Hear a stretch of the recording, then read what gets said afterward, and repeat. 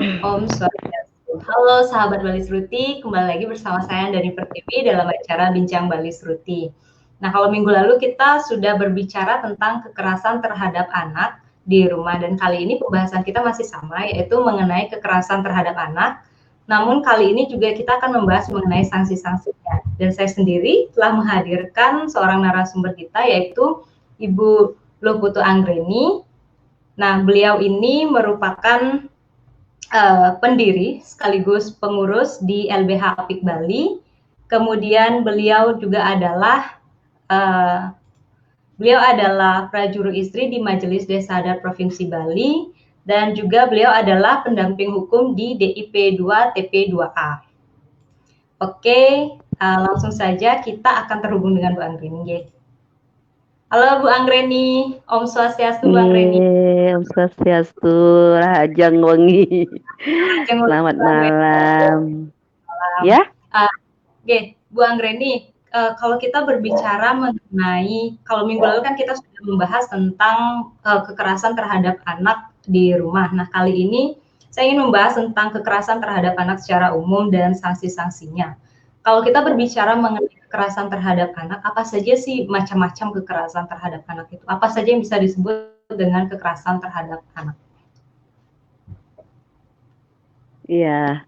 Sebagaimana Undang-Undang Pelindungan Anak ya, yang kita punya dari 23 tahun 2002, kemudian direvisi menjadi Undang-Undang Nomor 35 tahun 2014, dan juga direvisi lagi yang kedua, Undang-Undang Nomor 17 tahun 2016, merupakan dari Perpu Nomor 1 tahun 2016 yang dikenal sebagai Perpu Kebiri itu ya, yang terakhir, di mana ada pemberatan bagi pelaku-pelaku kekerasan tindak pidana terhadap anak itu ya, terutama kekerasan seksual. Jadi pemberatannya bisa dihukum seumur hidup, bahkan hukum mati, dan bahkan harus disiarkan di depan umum gitu ya. Bahkan ada juga tindakan kimiawi seperti menyuntikkan gitu ya, yang memang masih dipolemikkan tentang pengkebirian bagi para pelaku yang melakukan kekerasan seksual yang luar biasa terhadap anak-anak. Jadi ada 2 kali revisi dan di situ disebutkan bahwa kekerasan yang terjadi pada anak itu seperti kekerasan fisik, kekerasan psikis, penelantaran dan seksual itu, dan kekerasan seksual ini yang memang menonjol jadi pembahasan saat ini ya, karena sekarang ini kita juga kan sedang mendorong adanya rancangan undang-undang penghapusan kekerasan seksual di mana anak-anak juga sangat banyak menjadi korban. Tapi kalau undang-undang pelindungan anak sebenarnya cukup mengakomodir kasus-kasus kekerasan seksual terhadap anak.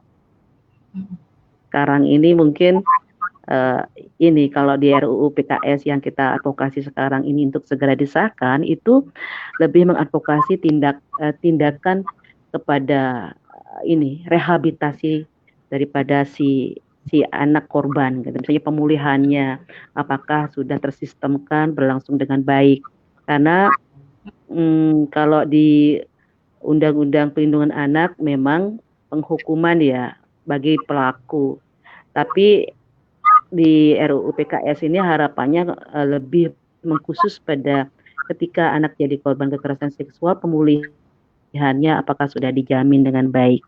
Seperti itu Mbak Andini. Oke. Berarti kalau berbicara Iya. mengenai kekerasan itu ada 4 ya. Nah, kalau untuk sanksi-sanksinya sendiri terhadap macam-macam kekerasan itu bagaimana Bu Anggreni? Kalau untuk sanksi-sanksinya? Iya, Undang-Undang Perlindungan Anak ini sudah luar biasa ya, karena itu merupakan bentuk ratifikasi daripada Konvensi Hak Anak ya, yang kemudian diundangkan di Indonesia menjadi Undang-Undang Pelindungan Anak gitu, sebagai bentuk daripada tanggung jawab pemerintah Indonesia telah meratifikasi Konvensi Hak Anak. Jadi sudah dibentuk undang-undang yang diharapkan betul-betul melindungi anak ini, dan terutama dari itu persoalan kekerasan seperti yang tadi, kekerasan fisik terhadap anak, kekerasan psikis terhadap anak, kekerasan atau penelantaran terhadap anak, kemudian kekerasan seksual khususnya, itu menjadi betul-betul perhatian pemerintah saat ini untuk diterapkan dengan baik gitu, dilaksanakan dengan baik. Dan saat ini memang kebetulan di masa pandemi ini terjadi peningkatan ya, peningkatan terhadap kasus-kasus kekerasan terhadap anak, khususnya kekerasan seksual yang kami dapatkan, baik itu di data P2T P2A Kota Denpasar dan juga data di LBH Apik Bali. Seperti itu. Oke. Tapi Bu Anggreni, dan sanksi-sanksinya ya, kalau ngomongin sanksi ya, ya ini undang-undang ini luar biasa sebenarnya. Dan kita sudah banyak ya mensosialisasikan, mengedukasi, tapi banyak masyarakat kan yang belum paham ya bahwa pasal-pasal kalau dilanggar undang-undang ini sangat berat hukumannya, minimal 5 tahun penjara. Bahkan kemudian itu maksimalnya kan 15 tahun penjara, tapi dengan 2 kali revisi itu, jadi khusus kasus-kasus kekerasan seksual diperberat, bisa menjadi hukuman seumur hidup, bahkan bisa sampai hukuman mati dan juga disuntik kebiri, diumumkan kepada masyarakat publik gitu ya, bahwa tidak main-main sebenarnya undang-undang ini. Tapi kasus demi kasus kok semakin banyak terungkap ya. Mungkin sebelumnya belum banyak yang paham mungkin ya bahwa ada undang-undang, jadi kayak fenomena gunung es ya, jadi semuanya teredam gitu karena mungkin rasa aib, kemudian ada, padahal dari dulu mungkin sudah banyak cuma tidak terlaporkan. Nah sekarang ini drastis ya, luar biasa, banyak ada pelaporan, kemudian banyak terungkap soal-soal terutama kasus kekerasan seksual yang dilakukan oleh orang dekat lagi, itu semakin banyak itu kasus incest itu. Nah ini berarti mungkin semakin ada kesadaran untuk bisa melaporkan karena memang hukumannya itu sudah luar biasa gitu, sanksinya sudah luar biasa kalau sampai terjadi kasus kekerasan seksual. Bahkan kalau pelakunya itu orang dekat mereka seperti misalnya orang tua, guru, kemudian orang yang punya kuasa asuh itu ya, kemudian yang misalnya walinya yang harusnya bertanggung jawab, misalnya juga di pesantren ya, data-data pesantren kan diketemukan banyak pelakunya adalah pengurus pesantren atau ada juga mungkin di asraman atau di yayasan-yayasan. Itu sekarang ini banyak terjadi kasus kekerasan seksual yang itu akan membuat bahwa itu bisa menjadi penambahan hukuman gitu. Jadi sanksinya ini tidak main-main, ada tambahan hukuman sepertiga lagi dari misalnya kan minimal 5 tahun, tambah lagi terus kemudian maksimalnya 15 tahun, tambah sepertiga lagi itu bisa menjadi 20 tahun. Kemudian kalau betul-betul luar biasa itu betul-betul sesuai dengan undang-undang pasal Undang-Undang Nomor 17 tahun 2016 bisa diumumkan secara sosial, kemudian bisa seumur hidup gitu. Misalnya seperti pedofilia, misalnya kasus pedofilia yang korbannya biasanya karena grooming di situ, biasanya korbannya sampai ratusan seperti yang kemarin terungkap ya oleh misalnya orang asing asal Prancis itu yang bunuh diri. Jadi ternyata dalam aksinya pedofil itu bisa mengungkapkan sampai ratusan anak yang jadi korban. Nah itu sanksinya harusnya juga berat banget gitu. Jadi tidak main-main, itu betul-betul harusnya memang maksimal agar tindakan atau efek jera itu ada gitu. Nah ini harapan kita kan ini yang semakin teredukasi, mungkin melalui pembicaraan ini, melalui acara di Bali Seruti ini bisa juga lebih mengungkapkan bahwa sanksi terhadap kasus-kasus ya pelanggaran daripada kekerasan seksual gitu, kasus-kasus terhadap anak terutama seksual itu luar biasa loh hukumannya, enggak main-main, sanksinya luar biasa gitu. Jadi jangan coba-coba gitu seharusnya gitu. Nah, sekarang mungkin yang menjadi perhatian kita ketika ternyata pelakunya juga anak-anak. Ini yang juga perlu menjadi perhatian kita. Jadi anak-anak bisa jadi pelaku tindak pidana seksual misalnya, atau menjadi pelaku tindak kekerasan misalnya yang selain seksual juga. Jadi ketika anak-anak jadi pelaku, bagaimana ini? itu juga menjadi pembahasan kita yang cukup serius, Mbak Andini. Jadi harus kita lihat nih, gimana dong kalau anak-anak jadi pelaku, apalagi pelaku kekerasan seksual. Siapa yang bersalah?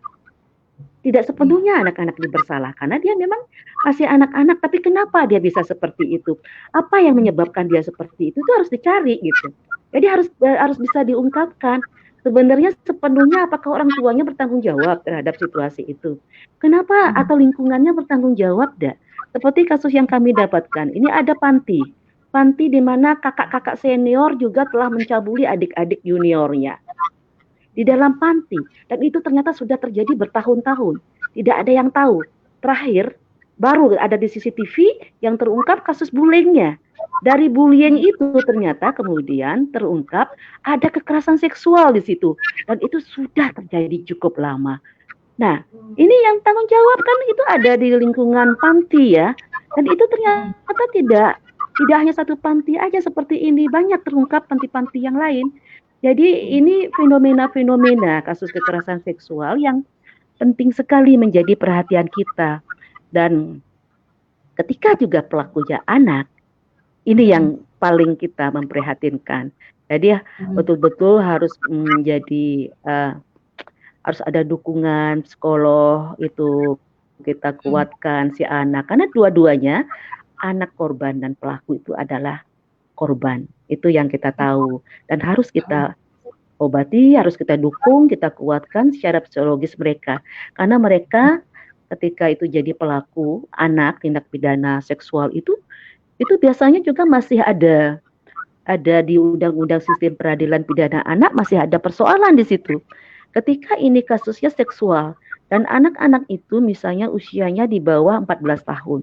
Jadi sebenarnya pemenjaraan bukanlah untuk mereka, kan gitu. Nah, sekarang bagaimana ini untuk membuat menjadi maksudnya ke komitmen kita semuanya. Siapa yang harus mendukung, bagaimana pelaksanaannya, apa yang harus dilakukan terhadap anak korban yang juga terhadap anak-anak pelaku ini. Itu harus betul-betul kita duduk bersama gitu. Jadi tidak bisa sendiri-sendiri. Jadi pemerintah wajib turun, kemudian pantinya wajib bertanggung jawab ketika di lingkungannya ada kejadian seperti itu. Kemudian kawan-kawan kan berjejaring bagaimana agar terjadi penguatan-penguatan, ini dua-duanya wajib dilindungi. Dan proses hukum ya mungkin ada lebih gini ya, tidak melihat hukum formalitas belaka. Misalnya, oh ini ada kasus seksual, ini pelakunya anak, harus dihukum berat juga biar dia jerah. Tapi tidak melakukan dukungan psikologis terhadap anak ini. Ini yang sering menjadi masalah baru gitu. Kemarin misalnya ketika tindakan panti ingin, oh saya mau kembalikan anak-anak ini ke wilayahnya, ke daerahnya di NTT gitu. Karena kebetulan pelaku anak-anak ini asal NTT.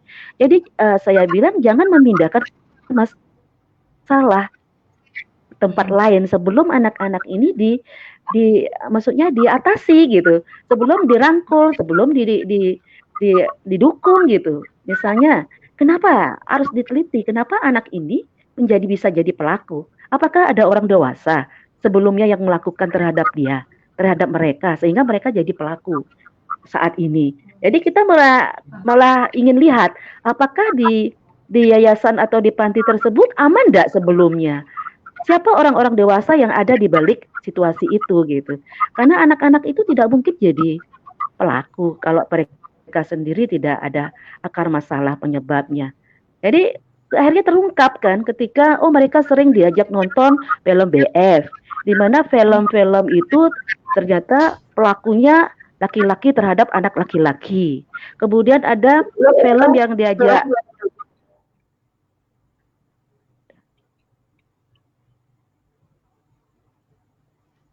maaf ada telepon masuk. Jadi terakhir jadi terungkap bahwa anak-anak itu ternyata mendapatkan ya pembelajaran dari orang dewasa gitu, dari orang dewasa yang mengajak mereka nonton film-film yang belum ya untuk itu. Tapi belum pantas untuk itu gitu. Tapi Bu Anggreni, yang saya ingin saya penasaran, bagaimana cara untuk membuat anak-anak yang misalnya kena menjadi korban kekerasan seksual itu untuk angkat bicara seperti itu. Karena apa yang harus kita lakukan, misalnya saya sebagai terdekat menemukan kenyataan seperti itu bahwa ada orang terdekat saya yang menjadi korban kekerasan seksual. Tapi kan dari si korban sendiri pasti akan merasa malu dan tidak ingin melaporkannya atau tidak ingin membocorkannya. Itu bagaimana cara mengantisipasinya itu? Iya, kalau kasus yang kemarin kan kebetulan terungkap kekerasan bullying ya, kan di awal. Jadi dibully, ternyata terekam CCTV kan. Jadi karena pengurusnya baru, ketika dilihat CCTV ada kekerasan, langsung cepat bertindak, langsung sigap gitu.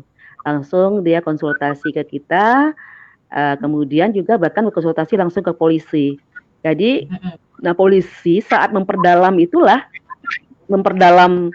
kasus ini, bullying ini, ternyata terungkap di anak-anak itu ada kejadian kekerasan seksual dan itu sudah cukup lama gitu.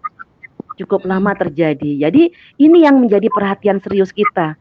Jadi kita perdalam langsung. Jadi secara psikologis kita langsung dekatin karena kita terus terang hukum apalagi kemudian ketika tahu ternyata pelakunya juga seorang anak-anak gitu ya. Anak-anak, jadi kekerasan di kepolisian itu, laporan kekerasan di kepolisian itu tetap kita lakukan, tapi kita lebih mencoba memberikan penguatan agar anak-anak ini bisa mengungkapkan. Jadi kita kumpulkan semua baik korban maupun pelaku, kita pisahkan, kemudian kita sama-sama konseling apa yang terjadi, apa penyebabnya, apa akar masalahnya, sehingga dan kita harus mampu menciptakan suasana itu gitu. Jadi harus mampu menciptakan suasana di mana mereka nyaman bisa menceritakan itu. Dan itu yang memang paling berat.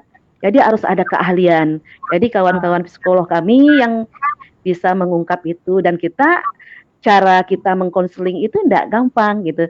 Betul-betul kita harus ada di posisi mereka, kita harus merangkul mereka. Jadi polisi pun sering sekali untuk bisa mengungkap kasus-kasus kekerasan seksual, apalagi anak-anak yang sudah sangat trauma ya. Karena seperti kasus-kasus yang kami tangani ketika kita ajak bicara aja dia langsung kejang, langsung pingsan gitu. Itu ada sama kami temui.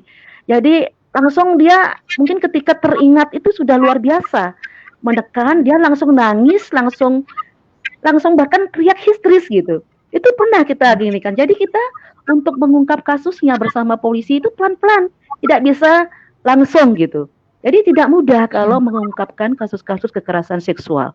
Itu memang harus ahlinya atau dengan cara yang memang betul-betul empati kita itu ada tekniknya gitu. Dan polisi pun, makanya polisi PPA, di mana di situ ada poluan-poluan yang terlatih, itu mereka pasti menjaga betul-betul membutuhkan psikolog ketika misalnya belum mampu mengungkap itu. Jadi kita akan selalu kerjasama tentang ini.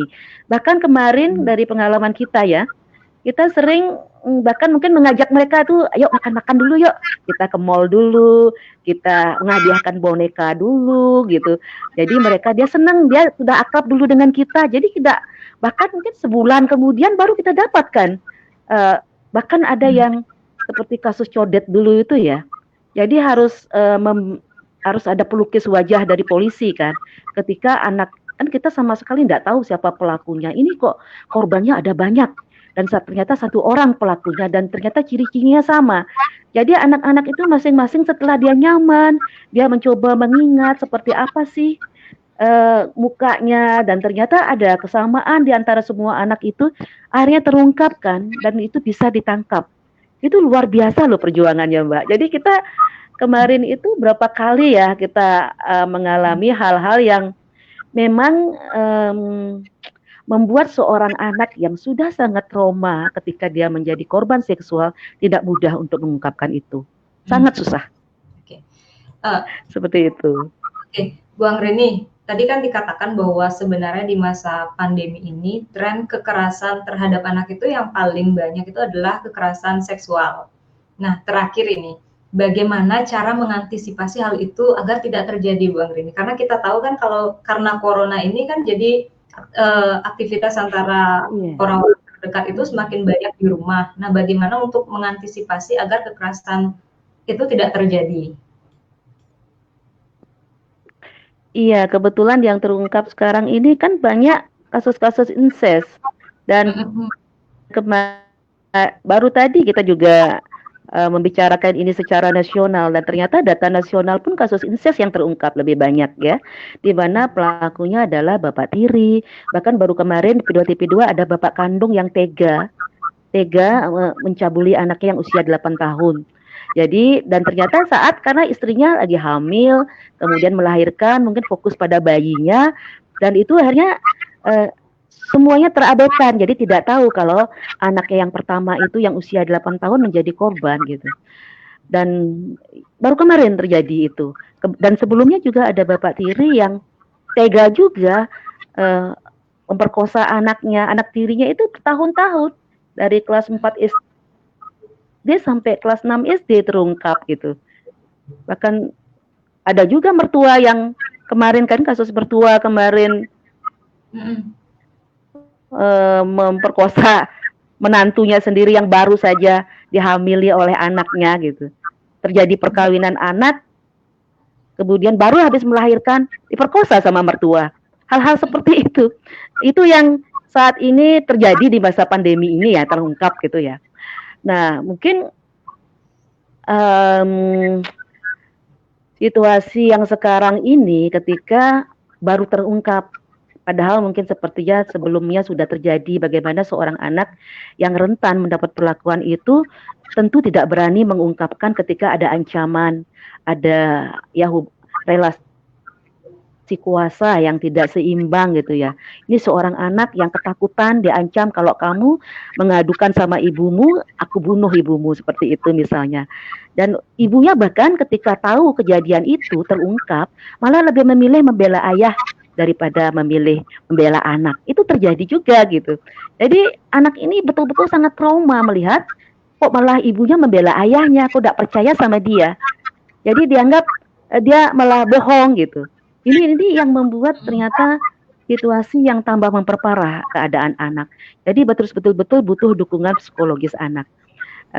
Dan pendidikan tentang edukasi soal seksual memang kita harapkan sejak dini ya. Sejak dini dilakukan, tapi mungkin bukan mengajarkan anak-anak apa itu seks, itu bukan seperti itu gitu. Karena anak-anak ini harus mulai diajarkan bahwa dia itu anak perempuan, dia itu anak laki, dan dia mempunyai hal-hal yang tidak boleh disentuh sembarangan gitu. Misalnya seperti payudara, mulut, tidak boleh dicium sembarangan oleh orang yang tidak dikenal apalagi. Kemudian ada kemaluannya, tidak boleh dipegang sembarangan. Ada pantatnya yang tidak boleh dipegang sembarangan. Anak laki perempuan sama. Jadi harus dari sejak kecil, semenjak dini itu harus menjadi perhatian dari guru-gurunya, harus ada edukasi, orang tuanya pun mengajarkan itu. Jadi harus hati-hati, karena kita tidak bisa mungkin ya setelah dia sekolah misalnya, kadang-kadang kan gurunya pun jadi pelaku. Sama seperti kasus di mana ada guru musik di TK ini ya, swasta gitu ya, di TK internasional, guru musiknya alasannya suka memangku si anak-anak. Kok tangannya gerayangan itu mencabuli si kemaluan si anak. Jadi itu terungkap ketika kemaluan si anak memerah, kemudian ternyata sampai kencingnya perih gitu ya. Jadi tidak baru terungkap sama orang tuanya, kenapa nak kamu kok bilang sakit, ada apa? Baru diperiksa ternyata luar biasa. Itu ada luka infeksi seperti itu. Baru terungkap bahwa ternyata guru saya suka mangku-mangku, kemudian ternyata digerayangi yang seperti itu. Jadi kelihatannya sayang anak ya. Itu terungkap, itu kemarin juga ada di kasus di Monang Manding. Oh, semuanya orang mengenal dia sebagai bapak yang baik. Oh, sayang sama anak-anak. Jadi dia suka kasih hadiah permen, suka pangku-pangku. Ternyata tangannya itu yang belayang. Jadi seksual pencabulan atau itu kan mungkin sering Kalau anak kecil sih mungkin ada kejujuran di situ mudah mengungkapkan ya. Bisa betul-betul kalau seorang anak jadi korban, polisi sekarang ini kan nggak main-main. Kalau begitu dia di bawah umur 18 tahun itu polisi segera bertindak, tidak ada istilah memberikan ampun gitulah ya. Kita harus lingkungan, semua orang harus wajib melaporkan. Tidak ada istilah delik aduan kalau itu kasus seksual. Wajib semuanya dilaporkan segera. Siapapun, bahkan ketika itu pelakunya adalah orang tua atau bapak tiri atau siapapun itu, kadang-kadang kan itu yang sering menjadi masalah karena ketika kasus itu kami dampingin, bagaimana mereka rapat besar keluarga itu aja membuat ternyata keluarga itu stres luar biasa. Semuanya stres ketika tahu bahwa ternyata pelakunya adalah orang terdekat mereka. Jadi memikirkan ini mau lapor ke hukum atau enggak, itu saja sudah membuat mereka berpikir keras gitu.